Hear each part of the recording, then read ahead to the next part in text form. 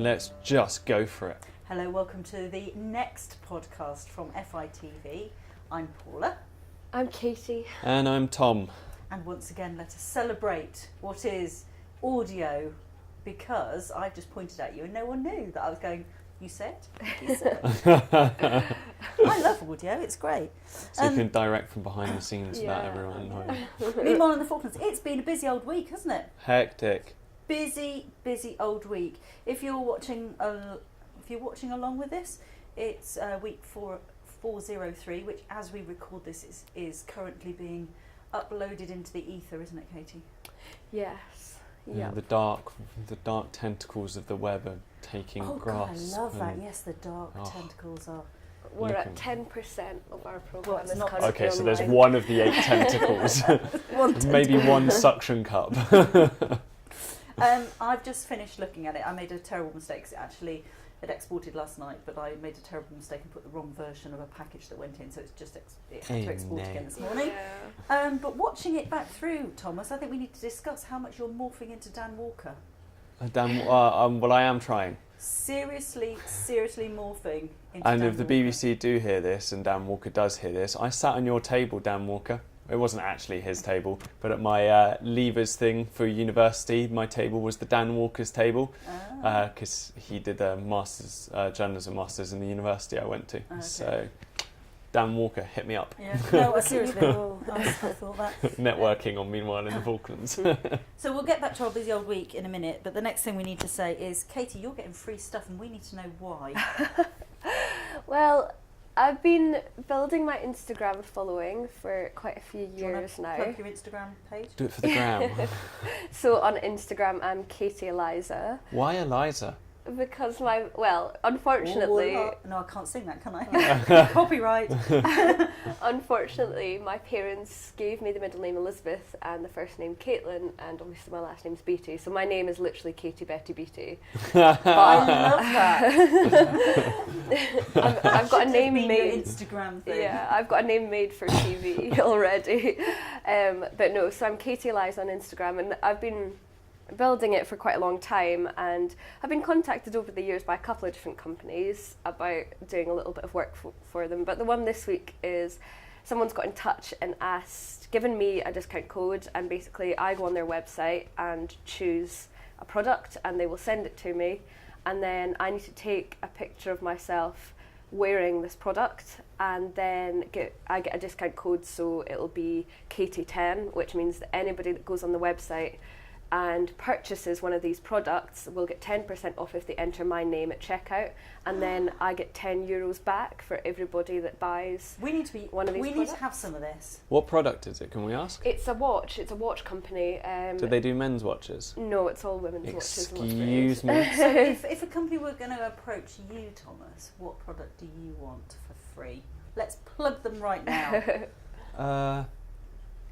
I don't even know. Nikon, Canon. Yeah, I was going to say, camera stuff. DJI, done, yeah. Okay. Let's get a new drone. Oh, I'll plug the Mavic 2. Yeah, let's do that. Let's go take pictures of me flying the Mavic 2 over some sea lions, and I'm happy. And it would be pictorially, it would be really good. It would be stunning, and we can just get a nice push pull with the drone in focus, and then bang in the background there's Tom flying it. Oh, Caiti, you've sold it. You're going to have to get my Instagram up now. So DJI, if you are listening to this, get in touch, news@fitv.co.uk. Thomas is very willing. We already used the Phantom, so... To do that for you. I've given this a lot of thought, actually, since we had that conversation, and I need to put a plea out there to Parker and Schaefer and Cross and Montblanc and any pen company out there. I am willing, if you give me a free pen, I am willing to try it out and to give you my honest opinion on it. Or any stationery, actually. Any stationery products. Honest opinion, or the opinion they want? No, honest opinion. Okay. No, I fully believe that. We had this conversation, didn't we? Yeah, it was after I'd watched a video on YouTube from quite a well-known YouTuber, and she was talking about how if a company approached her to do one of these paid ads with a product that she didn't actually like, she wouldn't do it on 2 reasons. One, morally, she finds it wrong, and 2, she thinks that it would damage her integrity online if she was saying something was great and actually it wasn't. So, but I think at the start of your, because this is something, it's not I'm not a full-time Instagrammer or a full-time YouTuber, obviously, so I'm not putting all my efforts into that. So I think when these opportunities come along, I'll obviously get my watch and try it out and see what I think about it and post an honest review, but as well my discount code will be available for anybody who wants to do it anyway. Oh, that's cool. So if you're a lady listening, or if you're a man when listening and you've got a lady in your life, with Christmas coming up, look out for Katie Eliza's Instagram and get a cheeky little discount code. Yep. Yeah. You're welcome for the plug, by the way. The other things that have happened, we'll get on to the massive things that have happened this week, but little things that have happened this week. Katie, you have managed a 10k. Yeah, so I've never actually, I'm a short distance runner really and a hockey player at heart, but the longest I've ever ran distance wise was a 5k.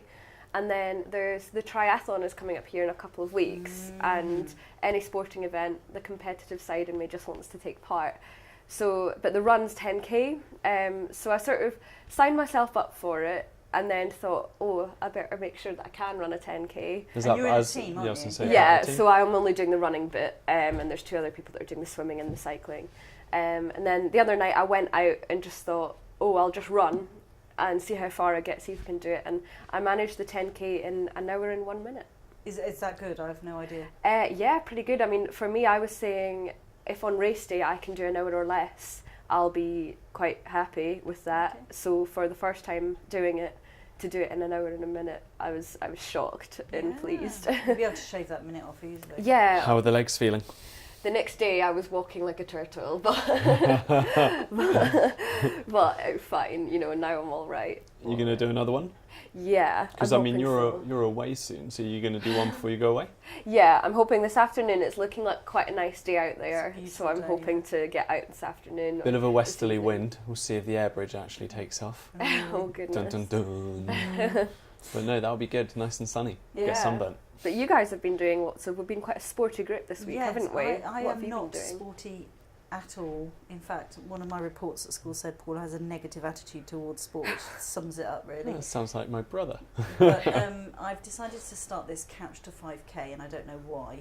But anyway, I started on Tuesday, and it was awful, and I could barely run 20 seconds. So you put this app on, and it's somebody encouraging you to run. Walk, and then after I think it's half an hour. It's all over, so you just walk and you listen to this app, and then every so often she'll say, start running. So you run, but you run for 60 seconds. I can't run for 60 seconds. I ran 20 seconds maybe on Tuesday.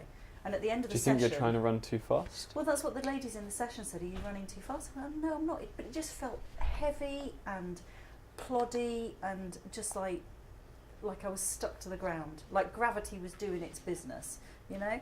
And I thought, I have no idea what we're going to do, because the women were talking and they were saying, right, next week we're going to run for 1.5 minutes. I was like, oh my, I can't even manage half a minute at the moment. Anyway, went last night, 60 seconds. No way. Oh yes, not once but twice. It's like a little That's miracle. amazing, It's like a little running miracle. But do you think it was literally maybe like dusting off those cobwebs in the first session and your body's like, what on earth is going on? And the second session it's like, no, I can do this. Yeah, I mean, 1.5 minutes still scares me. So your hour, I don't know how the blimmin' hell you did that.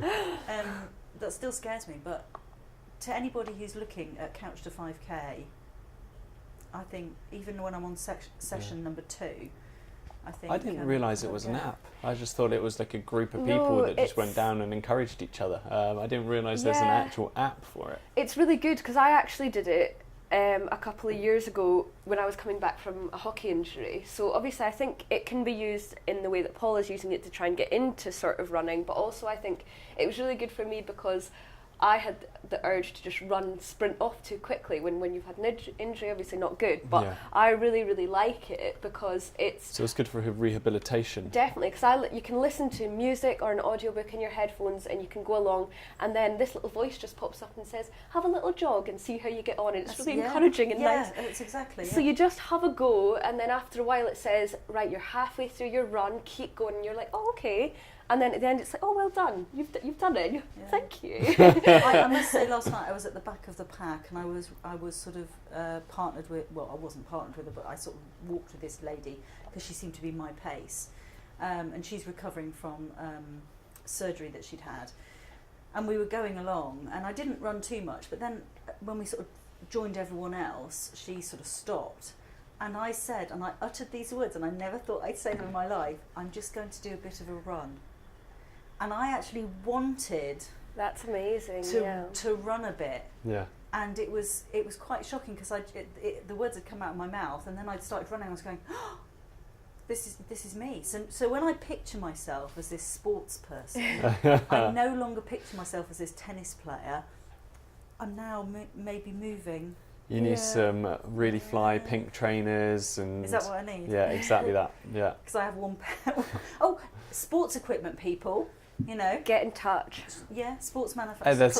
There's a whole target audience out there. Yeah. The Couch to 5K thing is really taking off as well. There's a whole target audience for Instagram trainers. Get yourself into running. So we're building our way up to what was the main points of this week, but we've now come to the abundance of jam. The abundance of jam in our script. the programme today. Basically, I'm no longer going to get offered Instagram deals because I've ruined my street cred by saying I don't know how bet your jam tarts it was. Live. That's a brilliant line. To be honest, television. Can I just say that the street cred was not ruined by the you can bet your jam tarts. It was more ruined by, and you have to watch the programme to see it, Caiti's little jiggy. I have never seen a more like a geekier little. There's a little arm and head nod like woo. What's that for the Christmas stuff? We talked about Christmas, and Tom did a little dance, and then I felt under pressure, and I just kind of moved my head and body all at once. You know the great. Churchill nodding head dog at the back of the car? That was Caiti. Oh, okay. Just after the jam tarts bit as well. So the reason jam tarts was on the programme this week, it was a food festival last weekend. Yes, it was, yeah. Did either of you? I didn't go to it. Did either of you go I popped in, yeah. Mm-hmm. It was flourishing as always. You and I did the first one, didn't we, a couple months ago? And it was quite similar to the first one, just as popular. Obviously, it was quite a busy day on Sunday, so I think people were, rather than going in and staying for a long period of time, people seemed to be dropping in and coming back out again. But they've done it really well because you could buy your food, and then they had microwaves there if you wanted to have your lunch there. Did they have tables and chairs sat up so you can sit down and eat as well? Yeah, almost like a canteen. Yeah, so that was different from last time then. I can't actually remember. Yeah, I don't know if there was microwaves. I think that might have been there, but on a smaller scale last time. So you could sort of buy your lunch from one stall and then go back round and get all things for your dinner for the next couple of days as well, all like really fresh, home cooked, and you could really taste the quality, and they'd spent quite a lot of time making it. Yeah, it was delicious, a lot of the food. Marinella's homemade pasta as well is the bomb. Yeah, spinach infused linguine is just my days. Excellent. So you were off on a boat last night. I went to. So you couldn't get to South Georgia, but I got to Kidney Island. So an article did come up on Mirco Press about the earthquake. No, I was looking at the Mirco Press one about the HMS Clyde patrolling down in South Georgia, and I was like, me, I'm not bitter. Don't worry, because there was a 6.9 magnitude earthquake about 300 kilometres off South Georgia last night. Yeah? Yeah. Watch out, don't drag all the... Paula's connected to all the equipment, and now she's getting up and walking, which is always dangerous. But that would have been fun. That's like being on a roller coaster. Yeah, sorry, it says 6.3 on this one. Well, on there... How does an earthquake affect you when you're on a boat? I don't know. Is there a water quake? I don't know. It was 111 kilometres east of Visokai Island, South Georgia, and the South Sandwich Islands. Okay. 6.9 magnitude, I think, according to NOAA. Well. Yeah, no idea about that. 6.9 on the thingy. 21 miles deep. 21 miles deep. At 8 o'clock last night. It's like a marathon in depth. There was an earthquake a few years ago, actually, and it must have been quite strong. It might have been South America? Or? No, down in the South Georgia, Sandwich Islands, because I think there's a fault there. And it was 3 o'clock in the morning, and I woke up and it felt sorry, the house. Dying Start over there. again. That's because she went running last night. Yeah. It's not as healthy as everyone says. I'm going to cut all that out. I was in my house, and it's obviously the wooden houses around here, and it felt like the washing machine was on, and the house rumbles. Washing machine's on, it sounded like that. Felt like that. So I've never been anywhere near an earthquake, so I have no idea how it feels. Neither. No idea. Anyway, so I rained on your bonfire. No, it's quite all right. Kidney Island. Kidney Island was absolutely awesome. So never been there before. It's about a half-hour, 40-minute boat journey from Stanley Jetty. Beautiful evening last night. Stunning evening for it. Basically no wind. You're walking through tussock grass, and if you don't know what tussock grass is, Google it. Walking through it, it's about 9 feet high. It's towering over me. So you got the chap we were with, Bailey. He was at the front because he's about 6'12". Yeah, he's tall. And I do know that's 7 feet. So he went at the front, and because I'm the second tallest, I had to be at the back so that everyone had 2 sort of heads they could see to make sure everyone stayed between the 2 heads. Oh, that's brilliant. Yeah, so that was quite funny. So we were walking through there, and I nearly lost my wellies because I decided to take a little detour at the end to try and go and scare someone, and I got bogged. As in, personally got bogged. Yeah, my foot. I was wearing wellies, and my left leg went down to my knee. To my knee, and how big's that, Katie? Say like a foot and a half. Long, yeah. Foot and a half. Yeah, that's straight down. My foot came out. My welly did not come with me. That was more like 2 foot to me. 2 foot. Well, actually, that could be an ongoing competition. Who's got the longest shin? What's the measurement from Thomas's heel to his knee? Take a guess. Winner wins an FITV mug. So yeah, we're going through there. We saw some rock hoppers, which was, I didn't realise there were rock hoppers on Kidney, so that was a nice little surprise. Walked around the coast, and we found a harem of sea lion. There were a couple of juvenile females, then about 6 or 7 adult females, and quite a large bull as well. So we saw that. Saw a couple of night herons, saw some Cobb's wren, endemic species. It was really cool. And then we walked back across the island to the little beach bit to watch the sunset. And at that point, the sooty shearwaters come in, and we're talking about 200,000 birds come in and dive into the tussock around you. You would have hated it, Katie. Absolutely incredible. I did not take one photograph because I was just I climbed up onto the biggest piece of tussock I could find, stood on top of it, and a couple of people have got footage. There's these shearwaters flying less than a foot away from my face, just coming flying past us. Did we not have that conversation when Thomas left the office last night? The last bit of information I gave him was, don't duck, the birds will just fly lower. Yeah. So you stand tall. You got to stand tall and be proud. And it was really, really cool. I've not seen that many birds in the sky since I was in Rome in springtime, when you've got like the starling migrations in Rome. That's like the start of a song. Well, I'm a poet. I am available for any musicals if you're a West course. End producer.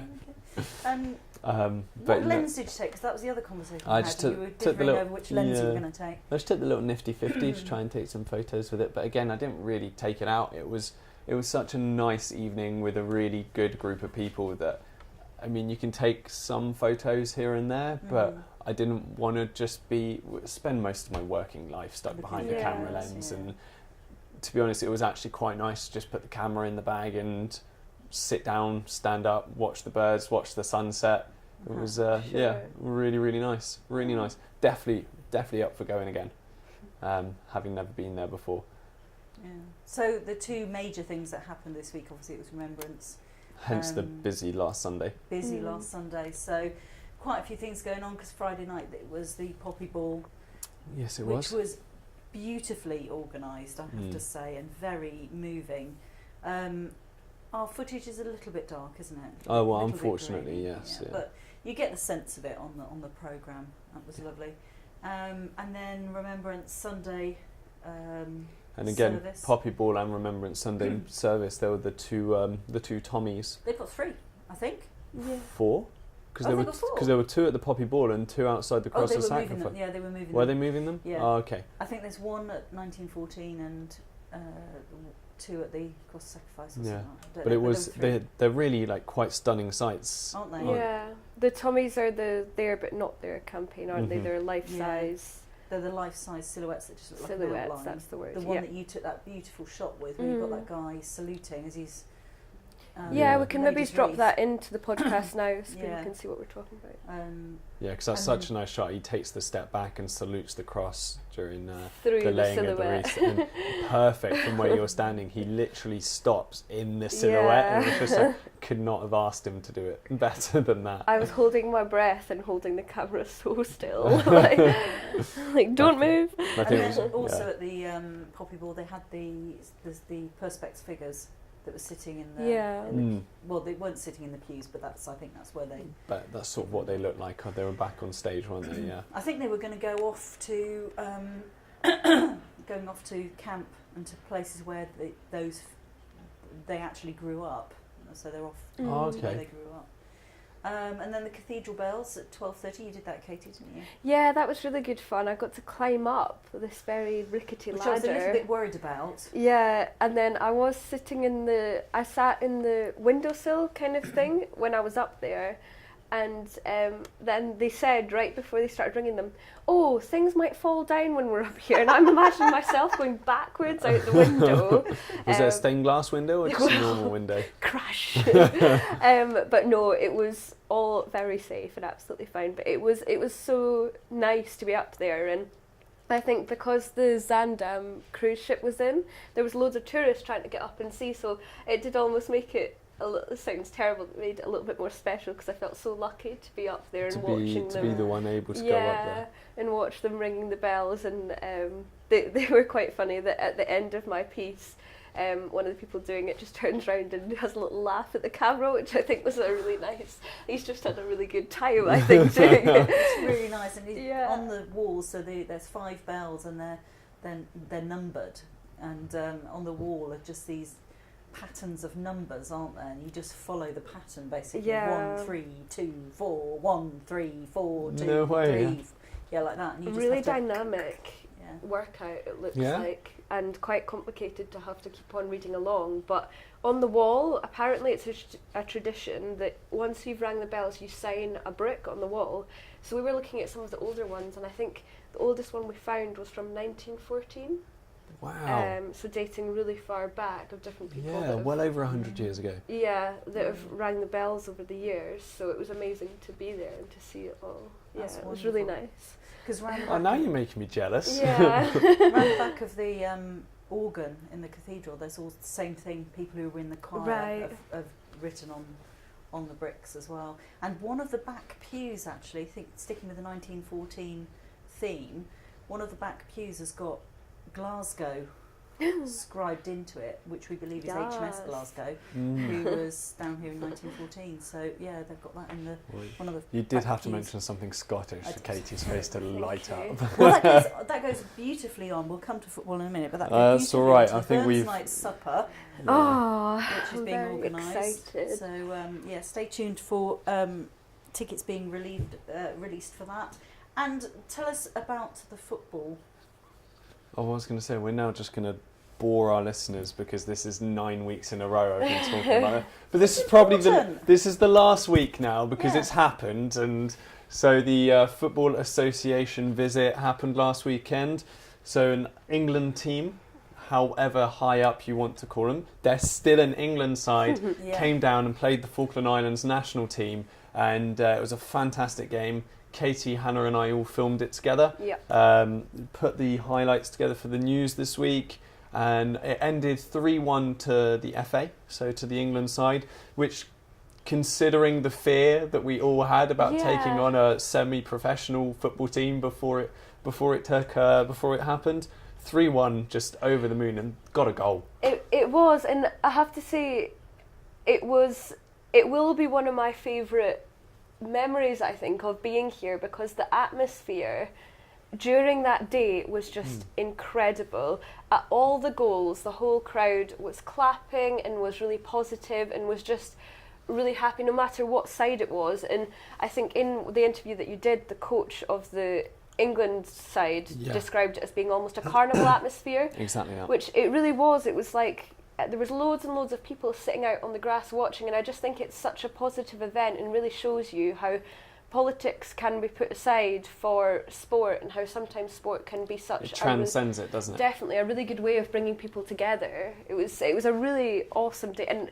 I mean, I quite like football, but I can't say it was something that I was particularly excited about or enthusiastic about as you were, but on the day I really loved it. It was great. And I mean, like, because we were there for the game on the Sunday as well, weren't we? That was the one where the combined services team down here played against the same FA team, because they do it all over the UK. They play the RAF and they play the Navy and all this, so they thought they'd come down to the Falklands and play the combined services team, and that was quite a dramatic game as well. I mean, you could tell that, albeit it was in a very good spirit, the game between the military and the FA was a little bit more robust. Okay. There were some harder tackles in there. Definitely. Most definitely, it was physical. There were quite a lot of military watching, but I think the neutrals, let's say, were definitely supporting the England team.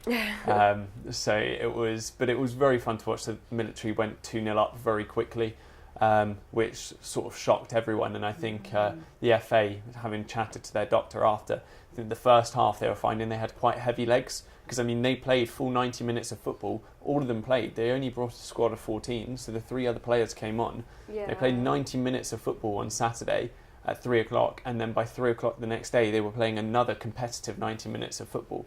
But in the second half they just really showed what they got, and got 3 goals, including the winner, which was an overhead kick in essentially the last minute. Which was amazing. We've got that on TV, haven't we? Yeah. Might be able to pop just a cheeky little glimpse of Liam Ferdinand's overhead kick there. But it's been fantastic, and I mean, I've been contacted by some of the parents of the FA team, because all of these guys are under 23 and they play in National League in England, and albeit they're paid for it, they're still only semi-professionals and they're young chaps, and this was probably the first opportunity for them to go and put on the England shirt. So a couple of the parents have been in touch, asking if they could get copies of the full matches and things like that, asking how the community felt about all of it, and just like, really quite touching. Yeah, that is definitely. And it was fantastic. One of the dads got in touch about ordering DVDs, and he was like, before I'd even had the chance to say anything else, he was like, I will speak to all the other parents, because I'm assuming that making a consolidated order would be easier for you. And I was like, yes, it would. Yes, Thank you. You don't have to send 10 DVDs off to 10 different people. So Hannah's not here today because she's gone to Pebble and she's back tomorrow. And then Caiti, you're off. Yeah. Finally get your island I trip. know. I feel like I've been waiting a little while, but I'm quite excited. I've got my very detailed documents of everything that I need. So I go to Weddell on Sunday until Wednesday. And I think the main attraction about Weddell Island is that it's a lot of walking and a lot of walking routes and stuff, which suits me. So I'm going to go out there, do some filming and that sort of thing. Avoid the birds.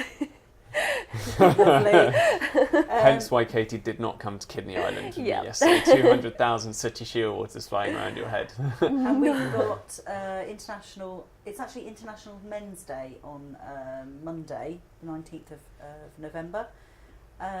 Is it just Men's Day? It's just Men's Day because there was an International Women's Day. Okay. Do you remember a few months ago? So do you reckon we can air the certain medical advert I was discussing? The testicular cancer, yeah. Oh, okay, I think that's a very good. Just say the word. So men need to be checking themselves. One of the women I met on the Weddell trip last night, working at the hospital, was down here 2 years ago and helped do a testicular awareness advert with a previous FITV employee, James Page, and we got chatting about that last night. She's a lovely, lovely lady, and she was known as Testicular Cancer Lady for her whole time down here following that. So I said to her straight away last night, I was like, I will find it, I will air it, and you can have that nickname for your second your second stint down here.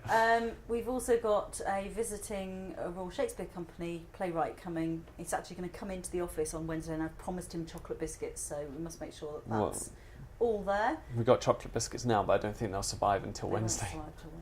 And I think that just brings us to the end of this podcast. So hope you've enjoyed walking through our week with us. Yeah, it's been a very sporty podcast. It's been a very sporty broadcast.